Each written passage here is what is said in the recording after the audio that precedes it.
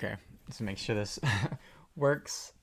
All right. Hello. So it's official. We're living in a post New Year's world, which means that it is now 2022 and no longer 2021, which is kind of crazy. So I feel kind of late to the party since I didn't drop my end of the year list in mid-November like everyone else apparently does, but it's here now. So I'm gonna make this quick. I'm gonna cut right to the chase. This list is going to be extremely messy. I don't feel like rating these albums on like a proper like list on how good they are. I really just want to talk about some music that made me really happy or that I found enjoyable or that I just found entertaining this year. So, when I talk about this music, I'm going to rank it in terms of like personal impact, stuff like that. So this is all my opinion, and it's not even based on how good these records are. I have some egregious, like some like next level shit, like just ridiculousness albums over other albums that are much better. It's kind of crazy. So just bear with me through that, and remember the setup of this list. So yeah, that's basically what I want to cover. I don't I did not have the ability to listen to every single album ever this year. So there are a few honorable it's not honorable mentions. There are a few albums I just didn't listen to this year, and I want to give a shout out to because I think they're probably really good, and I've heard a few songs and those are really good. So some big blind spots. All like 50 of the albums Arca dropped this year, I didn't listen to them. I will at some point, probably. The new Lingua Ignota album, I didn't get to it. Deacon by Serpent with Feet, I listened to a few songs, sound really great, and I would love to give it a proper listen. And that Cemetery tape also, I listened to a few songs, those are really good too.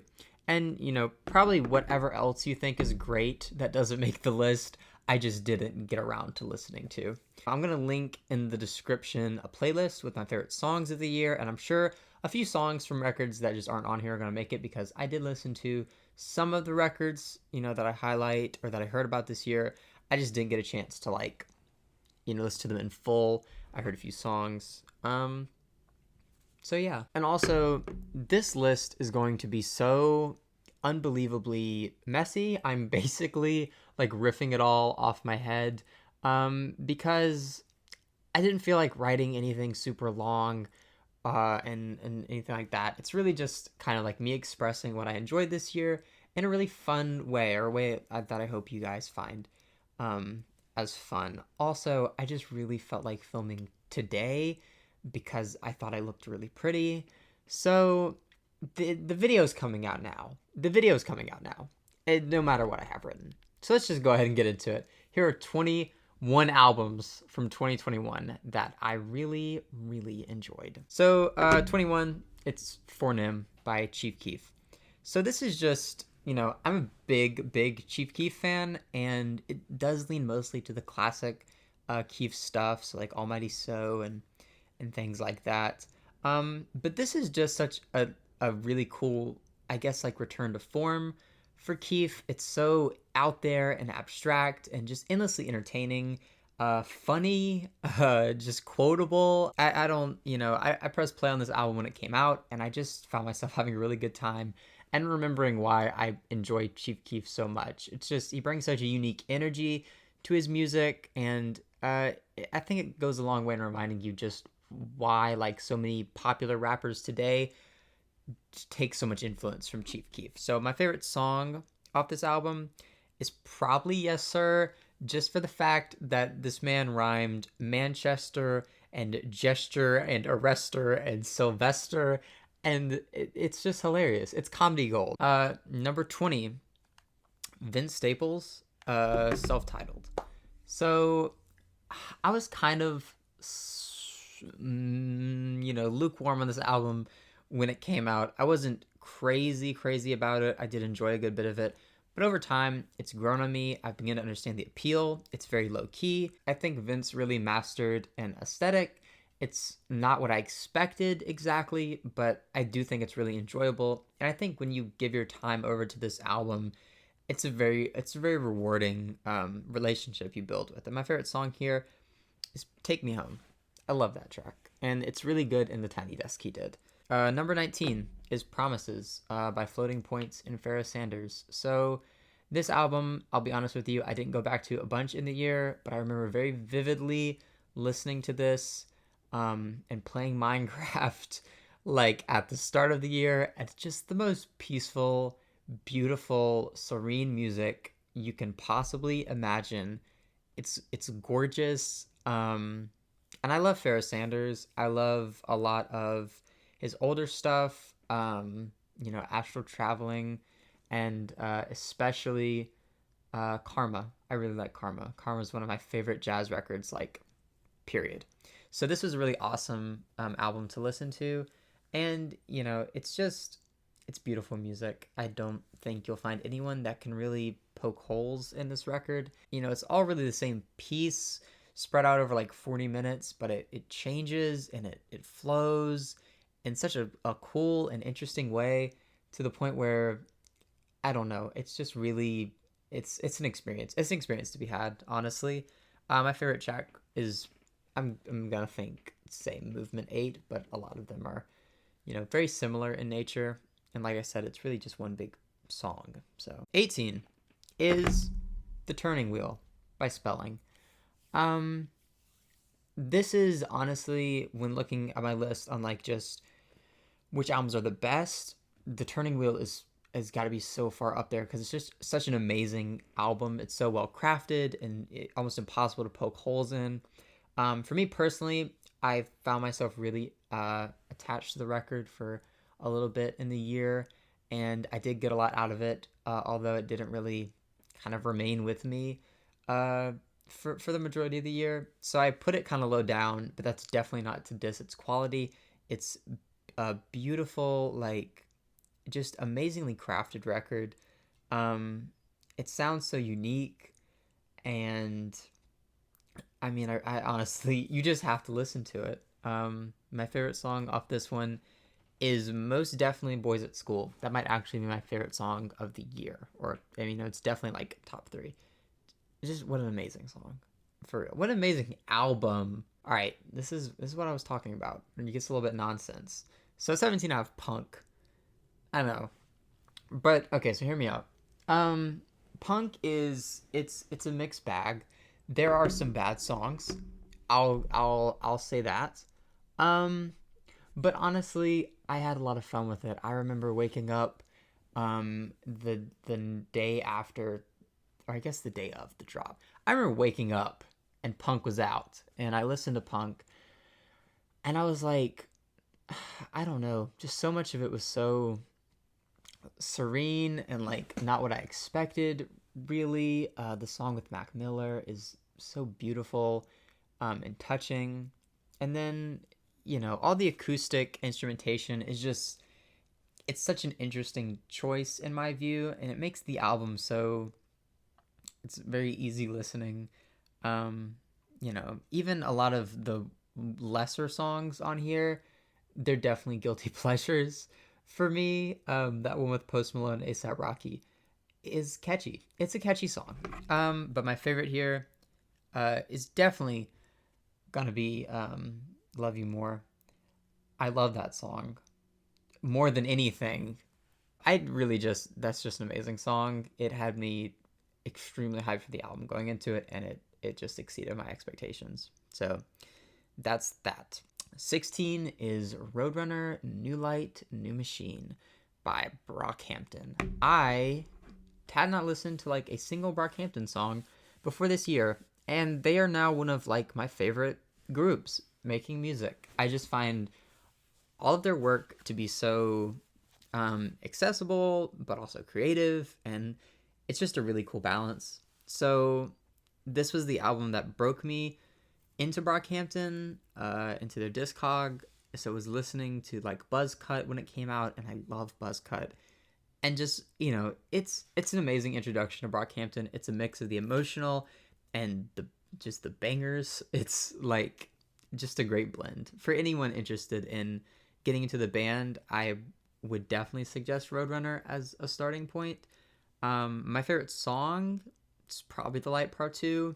It makes me want to cry, like every time I hear it. It's very sad, very emotional, and one of the best things I think the group has ever made, which is saying a lot because I really enjoy pretty much all the work they've put out. 15 is going to be 2.5 by Amine. I love Amine. Amine makes extremely enjoyable, creative, and fun music. He's been a part of my music listening life for a good while now, and I feel like I enjoy him more and more every day. 2.5 is pure fun. I listened to a lot of this album this year. It's just a great record. It's a cool tape. And it has me really excited for where he's going to go in the future. I actually have tickets to go see Amine pretty soon, I think in a few months. And to see this live is like a dream. It's just like a perfect album to go enjoy with other people, with other fans. And my favorite song on here is 100% Charmander. I love Charmander. One of my favorite songs of the whole year, honestly. So number 14 is The Melodic Blue by Baby Keem. There are songs on here I do not like, I will be honest, but the highlights just stuck with me in such a way all year. Obviously the 2 songs with Kendrick, but also Trademark USA, Issues, like, just really good tracks that found their way into a lot of playlists I made this year. I think Keem is just so talented, and I've been a fan since I think Die For My Bitch, and I really like that tape. But now we're at a point where I think Keem is getting a lot more serious about his work and, coming into his own more so as an artist. Or I guess you lose some of that like raw energy that was on the tapes, but it's impossible to deny that Keem isn't extremely talented, creative, and also just to say the fact that he produced this thing is wild. And off that alone, like, just props to Keem.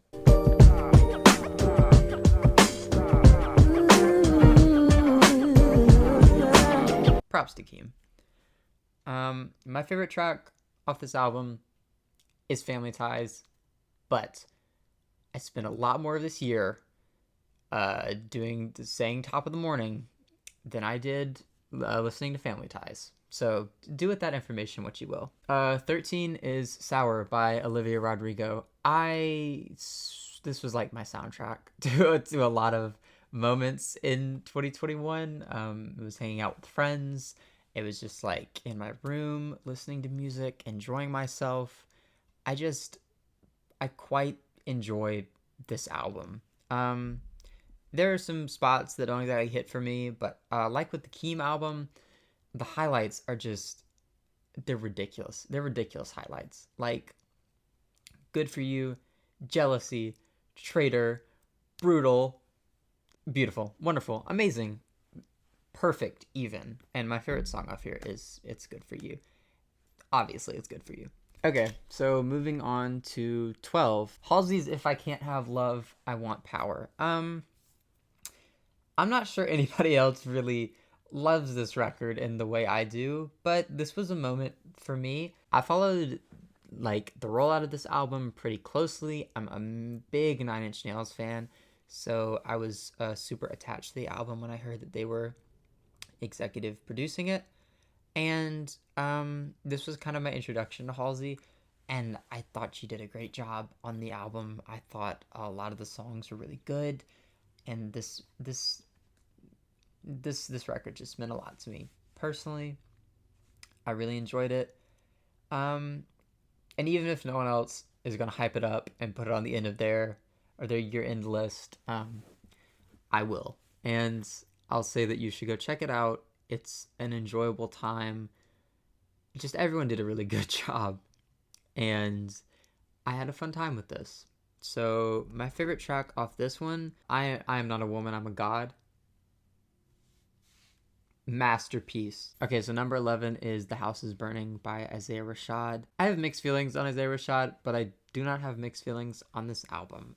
This is a great album, and it is such a vibe, and I can remember so vividly listening all summer to each of the singles, falling in love with them one by one, and I've kind of had that same process with the album. Like every song I've had a little moment with and listened to pretty like religiously. So I think when you give yourself to this album, you kind of start to realize it's a lot like the Vince Staples self-titled. Like it's very low key, but the more you listen to it, the more you appreciate just what it's doing, um, how chill all of it is. It's just great music to have on.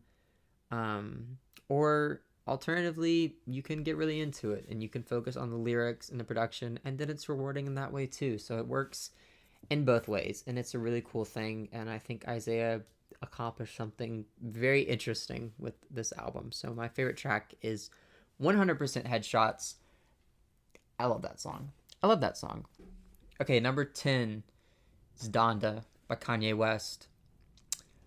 What would this list be without Donda? It was like the album from 2021. It's took over. It had like its own little news cycle, and it's Kanye. It's Kanye. Obviously, it has to be talked about and listened to, and obviously, it's gonna kind of suck, but also kind of be a beautiful work of art. And that's really where I'm sitting at with Donda. I have mixed feelings about it, but I cannot deny that I stayed up on school nights for two of those watch parties. Not the third one. I was over it at that point.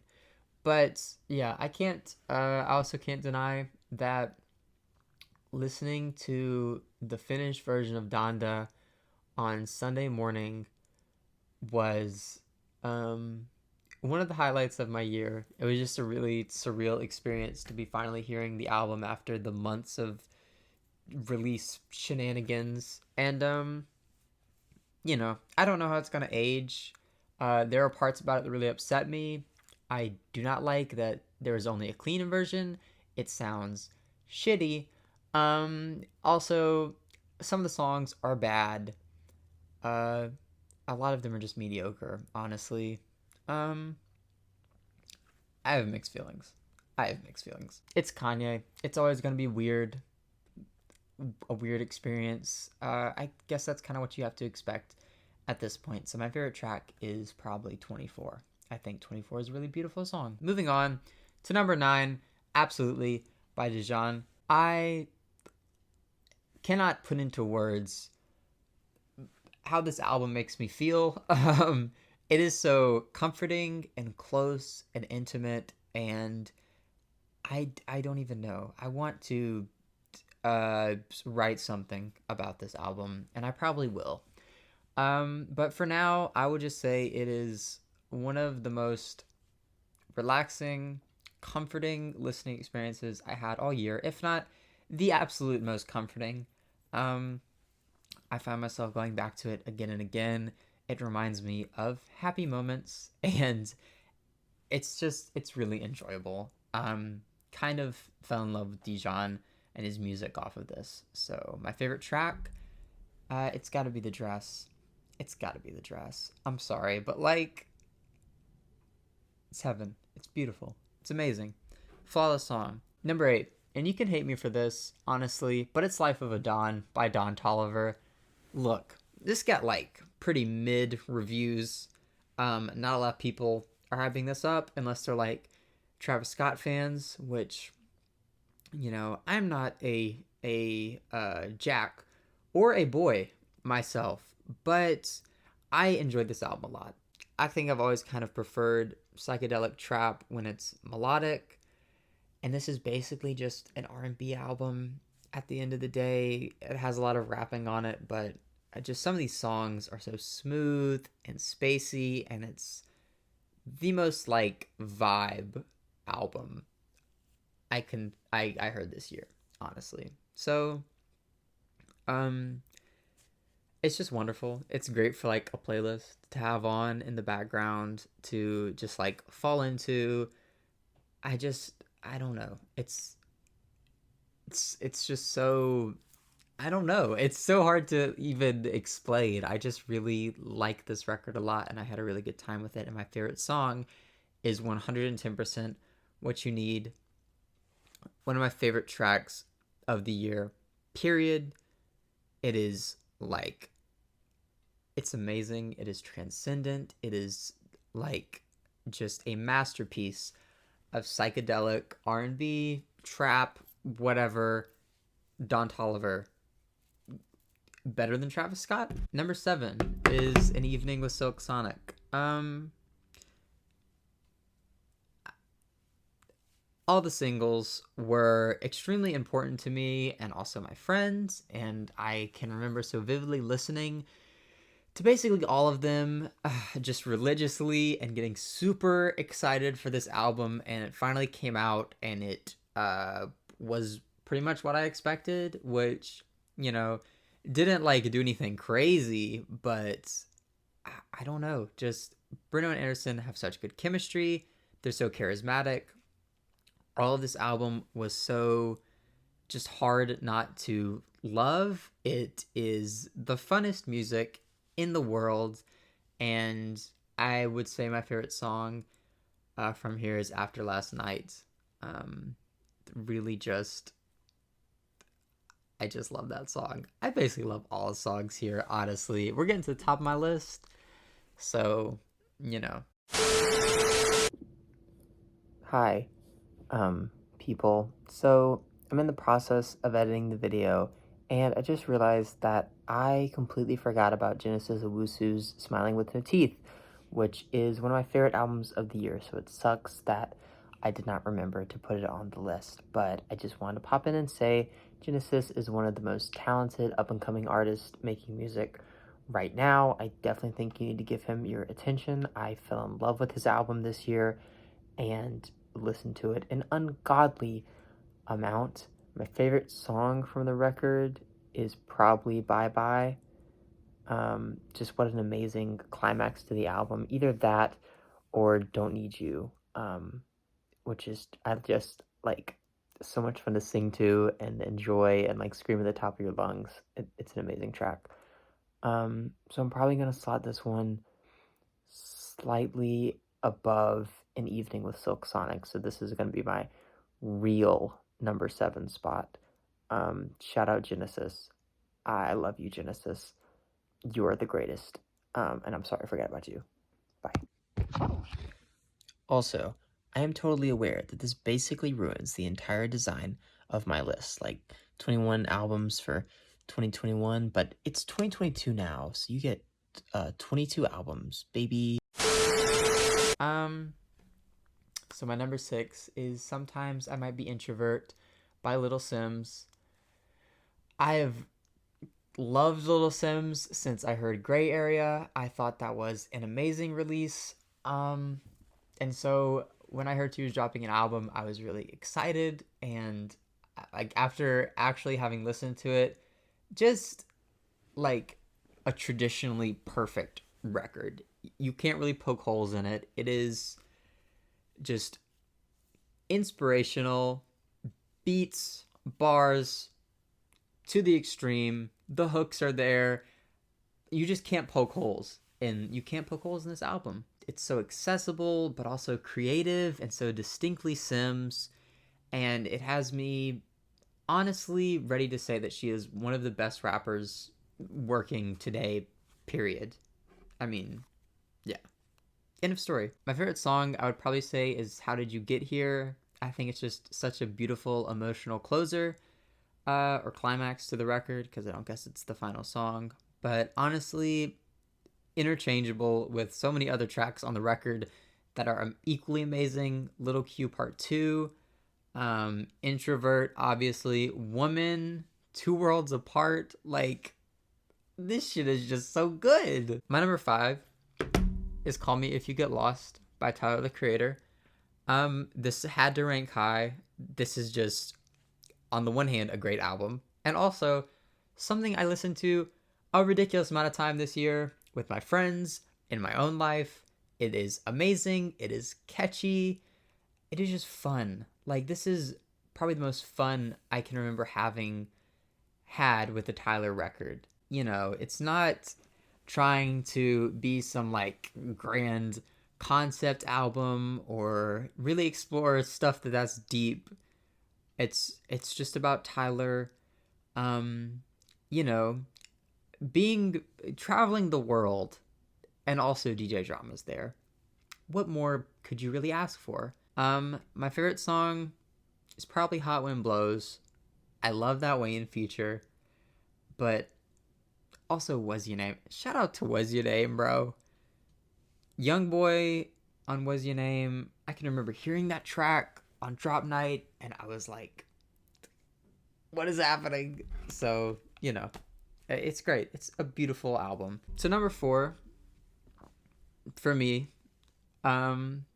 is Montero by Lil Nas X. I do not think there is a better record in existence for a young queer person to just latch onto. This made me really happy. All the singles I enjoyed so much. I just think it sounds great. It's so catchy. It is my comfort place. I think each of the songs here are just amazing in their own unique way. And it's not particularly hard to understand. It's not a particularly deep album. It just like is, and you listen to it and it's so all laid out in front of you, and I think there's something really beautiful in how just simple and straight to the point it is. I just really like this album. I made a video on it if you want like some further, more scripted thoughts from me. But my favorite song here is absolutely Industry Baby. Industry Baby. The best song of all time. Oh my god. Number 3 is I Lie Here Buried with My Rings and My Dresses by Backwash. This is one that I discovered fairly recently, so at the risk of recency bias, I put this extremely high because it is just endlessly creative. It's expressive, and it's just so uniquely Backwash. She has found a style, pioneered a style that is all her own, and I feel like she actually perfected it here. Like she knew what she wanted to do, and she delivered an amazing ass record. That's really all there is to it. Again, another great record for a young queer person to have, especially one that lives in a place where being queer isn't really accepted. It kind of pisses you off, kind of gets you mad. And this album, it makes me want to suck transphobe souls. What more can I say? My favorite song is definitely Terror Packets. I think Censored Dialogue on Terror Packets is my feature of the year. Shout out Censored Dialogue. I think her music is really awesome too. Okay, so number 2 is By the Time I Get to Phoenix by Injury Reserve. Probably technically the best record on this list, in my opinion. It is emotional and experimental, and the sonic landscape of the album just parallels so well with the lyrics and all meshes together to create something unlike anything I've ever heard in rap music. It's just creative genius. Like my appreciation for this record is through the roof, and on top of that, I have a huge emotional attachment to it. It makes me feel a lot of things, and I think it's incredibly important to have right now, which is the state of the world, and also for me personally, coming into being an adult. This was a really important album to sort of learn from, and I think just everyone in the group did such an amazing job, and obviously the passing of Groggs weighs heavily on this record. And you know, in that respect, I feel like it does have some commentary on death, even if a lot of it was recorded before his passing. It's an emotional gut punch a lot of the time. It can be hard to listen to, but sitting with the record is just such a rewarding experience, and you can tell there was so much time and dedication put into it. I really cannot say enough nice things about this album. I think it is honestly amazing, and yeah, probably the best record to come out this year. My favorite song is Knees. And finally, my album of the year, for me personally, is LP by JPEG Mafia. I am a huge Peggy fan.